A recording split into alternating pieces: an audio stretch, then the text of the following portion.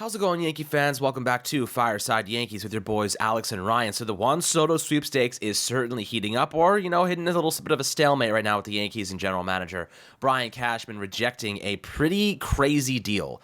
The Padres and AJ Preller obviously want a significant amount. I mean, Preller gave up like most of their top prospects less than 2 years ago for Soto, got 1 year of him, and now it's trying to move him. So it's like you're trying to get a lot of value in return, but the leverage is not there. He has a 1-year rental to sell and a $30 million contract that's going to be attached to it before he hits free agency. And we know Scott Boras takes his players to the free agent market. The Yankees rarely offer extensions before players hit the free agent market. I mean, even Aaron Judge wanted to go see what he could get. So, this kind of feels as though if the Yankees get this player, there is no guarantee they're going to extend him. He's going to have an opportunity to sign elsewhere, and there's going to be teams that are willing to just spend the money.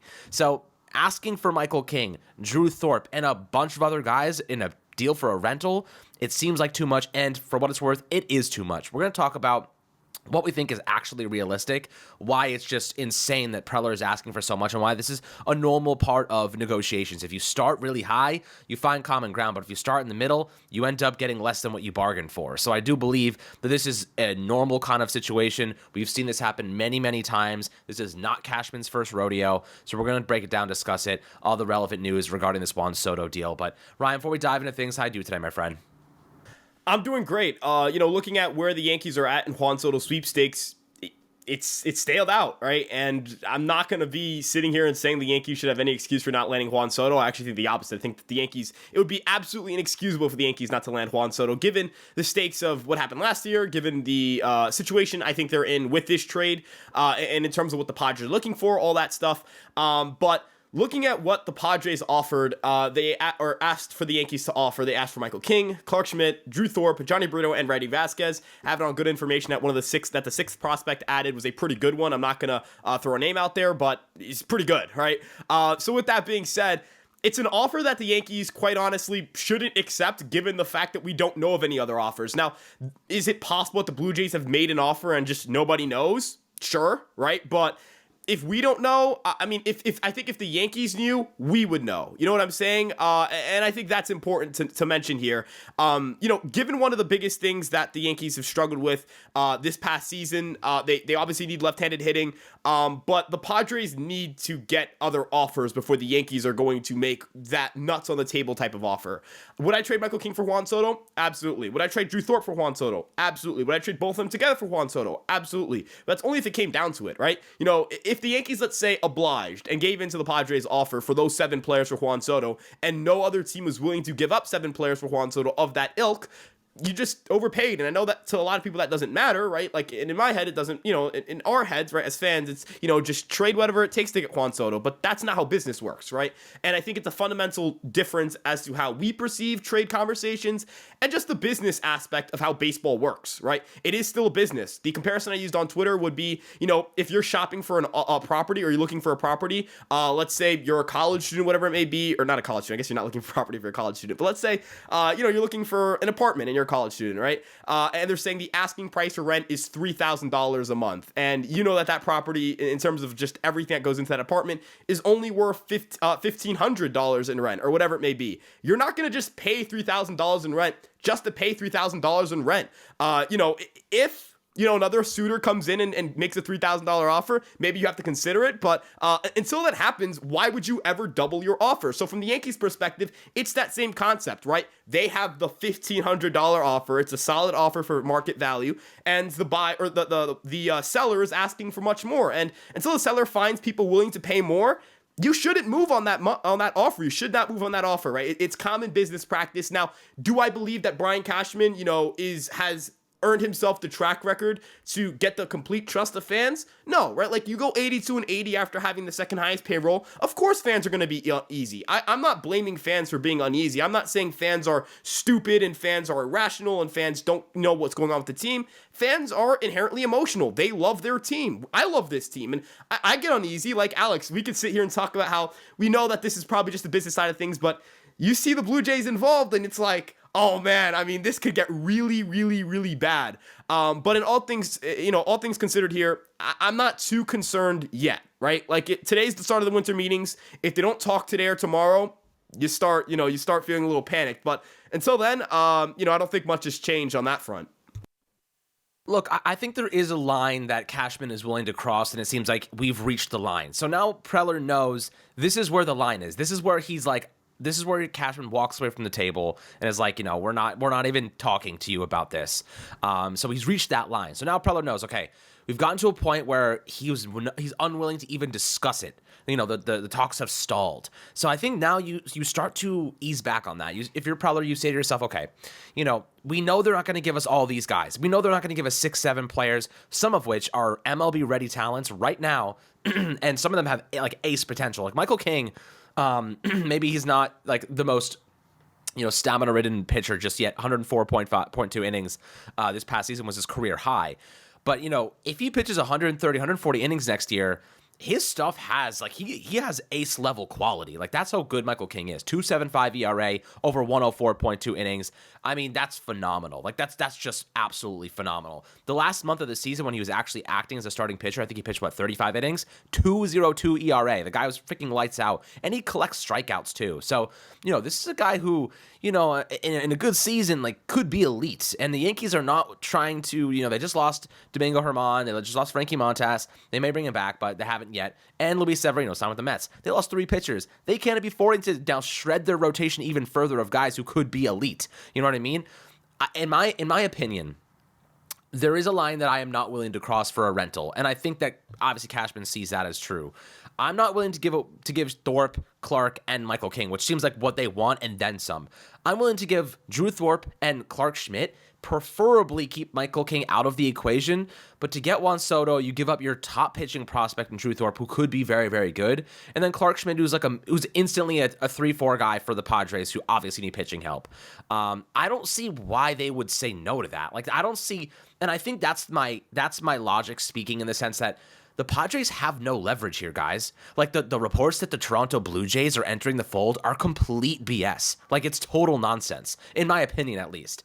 I don't believe that the Padres are that the Blue Jays are actually involved. They came out of left field, and let's not act like they're about to give up their top prospects for 1 year of Juan Soto. They're not giving him a $400 million deal. Like, let's be honest here. Blue Jays aren't paying him $400 million on a long-term deal. At least I don't think they will. So, looking at the realistic nature of this, the only other team that we've heard in this sweepstakes is the Blue Jays. They haven't been talking to the Dodgers, apparently. They haven't been talking to anybody else, Boston, nobody else. It's the Yankees, and now, out of nowhere, which seems to be an industry plant to try and drive the price up, it's the freaking Blue Jays. So, to me, I don't even think the Blue Jays are a problem. What I really think here is they're trying to get the Yankees to bite. And I think Cashman's seen this 100,000 times, man. I think he's looking at this like, you really think I'm going to fall for that? Let the Blue Jays go give up half their farm system, and we'll sign his ass in free agency next year, and we'll keep all of our prospects. How about that? You know what I mean? I feel like he's not gonna let that scare him away from this. Personally, I don't think that's going to happen. The Yankees are the only team really at the table willing to give up so much value right now. The Padres are going to have to come down. They're going to have to come to a middle ground here. And I think that middle ground ultimately looks like, Ryan, give me your mock draft that you just built. What do you think they will actually land at? What do you think they'll actually find common ground? Because what they're asking right now is just unrealistic. It's the level of, it's like some closer to the level of talent they gave up for him 2 years ago when he had 3 years of control left. You know what I mean? Like, they're trying to get that level of quality, that level of premium assets with 1 year of control. And they know the Yankees want Soto, so they're trying to use that as leverage.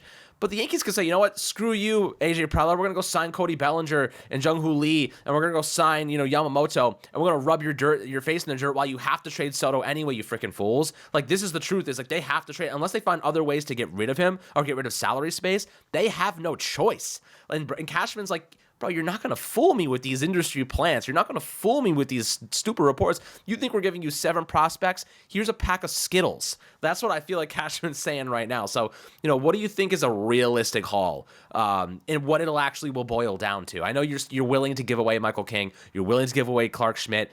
Willing to give away Drew Thorpe. But, what do you think they actually get down to when it's all said and done? Yeah, no, one of the big things I want to talk about in terms of what a deal looks like is, it feels like that Michael King is somebody the Padres really want, and rightfully so, right? Like, there's a reason why we talk about him as highly as we do. Now I have seen people said, like, look, the guy doesn't have a large sample size as a starting pitcher, right? And that is fair. And for that reason, I don't think he's just not somebody that I'm going to let stop me from getting Juan Soto. But the big thing for me is that I do think that Drew Thorpe or Chase Hampton is going to have to be involved in this deal. Now, Drew Thorpe is the sexier name because Drew Thorpe just won minor league pitcher of the year and quite frankly was the best minor league pitcher in all of baseball, right? His changeup is freaking ridiculous. But with that being said, I do think that a combination of King and Hampton makes sense. Like, I think that the Yankees like Hampton or Thorpe. Like, I'm not sure who they like a little bit more. I think Hampton, if he added a tick up on his fastball, would be like a really dominant pitching prospect. So maybe the Yankees are the right organization for that and feel like, hey, we can develop Hampton to be a little bit more than we think Thorpe can be. Or they could argue, hey, we are a team that has Aaron Judge and Garrett Cole, and now we're going all in for Juan Soto. Drew Thorpe probably has the higher probability of helping this team in 2024. So let's keep Drew Thorpe around. Whatever it may be, I think it's one of those two guys with Michael King, with Johnny Brito, and maybe like, a guy like maybe Ian Hamilton, right? Like, that's a guy who's at this point, an established major league reliever with 5 years of control, and I think that could really entice the Padres. Now, could they maybe want a catcher? Like, we know that they want catching help. Could Higashioka be like a throw-in? Sure. But I do think that's a competitive offer. For me, at least, the Toronto Blue Jays aren't going to be one of the top bidders for Juan Soto unless they offer Ricky Tiedemann. And we don't know if they will. We don't know if they won't. A lot of Blue Jays fans that I've spoken to have said that they feel like the Blue Jays aren't going to trade Tiedemann. But if they do, then the Yankees are really going to have to sack up and make an offer. But until then, why up your offer to even where I'm at, right? Where I'm at the point of let's trade one of our top pitching prospects. Let's trade Michael King. Let's trade a good reliever with 5 years of control in Ian Hamilton. And let's trade another solid pitcher in Johnny Brito for Juan Soto. I'm not even at that point yet, right? And if you notice what the leverage tools the Yankees are using versus what the Padres are using, the Yankees are using you don't have time to wait to trade Juan Soto. So we'll sit around and wait for you guys to get desperate because the Padres need pitching. It's no secret that they're in financial debt. I've seen a lot of people say, oh, the Padres don't leak anything. We knew that the Padres weren't selling in the deadline. We knew the Padres were highly interested in Soto. We knew the Padres were in a financial jam. We knew the Padres took out a $50 million loan. We knew the Padres were going to be trading Juan Soto. Like, come on. Like, it's not that they don't have leaks, right? I think that narrative's a little bit crazy. But I do think the leverage point they have for the Yankees is what they've been using, which is the media, right? And fan pressure. There is fan pressure here. Like, I very much believe that there are a lot of Yankee fans who are already at the point where they're like, yeah, we're not, like, where would the interest in this team be? Renewals on season ticket sales are already down like 40%. Imagine if the Blue Jays go out and get Juan Soto. What do you think that number is going to look like, man? What do you think? I mean, it'll be a nightmare. So I do think that there's a little bit of pressure from the media and from fans on the Yankee side of things, but ultimately, I'll take media and fan pressure over the pressure of we don't have money and we need to move Juan Soto. And there is not a team out there, barring the Blue Jays trading a player that they've seen pretty reluctant to trade in a deal, that they're not going to have anybody who makes a better offer. So, Alex, from my perspective, from the way I've been reading the situation, from the way that things have gone with negotiations thus far, it just leads me to believe that, yeah, Brian Cashman's like, look, AJ Preller, cool offer. We're not matching it. Go find a better offer. And when you can't find a better offer, come back to me and we'll finish out a deal. That's what it sounds like to me. I think that's exactly what it sounds like. That's exactly what it is. He's like, dude, you're kicking rocks here, man. Like, go. You think the Blue Jays is going to offer you a better offer? Here's the thing, though. They need pitching, and they need pitching now. The Yankees are willing to give them a starting level pitcher who has ace level potential and upside if he continues to stay healthy in Michael King, or a mid-level guy in Clark Schmidt, and our top pitching prospect who could be a really good rotation arm, and other prospects. And I'm like, bro, you need pitching. We're giving you a high upside prospect, two guys that have really, really solid potential, and then other guys on top of it. I mean, for God's sake, like, you desperately need pitching. You have no money. We're literally giving you the solution for 1 year rental. They're going to lose Juan Soto no matter what, right? No matter what, Juan Soto is becoming a free agent next year and is not going to the Padres. They know this. The Yankees know this. They need pitching. The Yankees have pitching, and they're willing to give it. And it's like, it's just mind-blowing. All the crap you see on Twitter, all the crap you see online, these are like the most like obvious strategic and negotiation tactics that you're going to see out there, guys. This is what you're going to see. This is how it always had to go down. The fact that we're at the table talking is what is most important, because if we weren't talking, then it's not real. But we are talking. We are throwing names. We are seeing what sticks. This is real. The Yankees want Juan Soto. That's the most important thing. They will figure it out as time goes on. The winter meetings just started. That's when we're going to see things start to heat up and names start to come off the board. As long as we don't get rid of, Volpe or Dominguez, like we keep the majority of our top guys, you can go and sign Yamamoto, you can get Juan Soto, and you can compete for a damn championship next year. That's how simple this really is. So guys, always happy to hear your perspectives down below. Obviously, happy to hear your thoughts. It's a crazy situation, but we got you guys covered on all the news. Just trying to keep the tempers down, because I'm really excited and passionate about this, and Ryan is too.